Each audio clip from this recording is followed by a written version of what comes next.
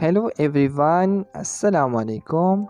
In this video lecture, we will discuss bus topology. Bus topology is the oldest network topology. In bus topology, each computer and other network devices are connected to a single cable known as trunk or backbone. बस topology में computers और दूसरी network devices एक दूसरे से एक single cable जिसे trunk या बैकबोन कहते हैं उनके ज़रिए कनेक्टेड होते हैं. This cable is a coaxial cable. Network devices are connected to this backbone using T connectors, also known as B and C connectors, which is having terminators on the both ends. उस backbone से network devices T connectors जिसे B and C connectors भी कहते हैं उनके ज़रिए connected होते हैं. Advantages of bus topology. Bus topology is cheap and easy to implement.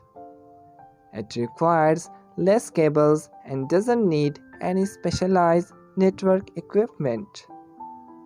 बस टोपोलॉजी में एक ही केबल इस्तेमाल होती है और इसमें किसी स्पेशलाइज्ड नेटवर्क इक्विपमेंट की ज़रूरत नहीं होती, इसलिए ये इम्प्लीमेंट करने में आसान होती है और चीप भी होती है.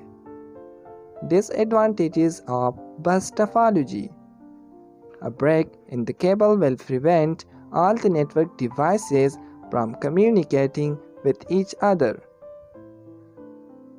बस टोपोलॉजी में अगर केबल में कहीं ख़राबी पैदा हो जाती है, यानी केबल में कोई ब्रेक आ जाता है, तो उससे सारी डिवाइसेस मुतासिर होती है और उनके दरमियान कम्युनिकेशन मुतासिर होती है. It is difficult to troubleshoot. बस टोपोलॉजी में ट्रबल शूटिंग करना मुश्किल होता है. Network disruption when new devices is added or removed from network. जब हम नई डिवाइसेस ऐड करते हैं या पुराने को रिमूव करते हैं, तो नई डिवाइसेस के ऐड करने या पुराने को रिमूव करने तक नेटवर्क डाउन होता है, यानी उतनी देर तक कोई किसी किस्म की कम्युनिकेशन नहीं होती.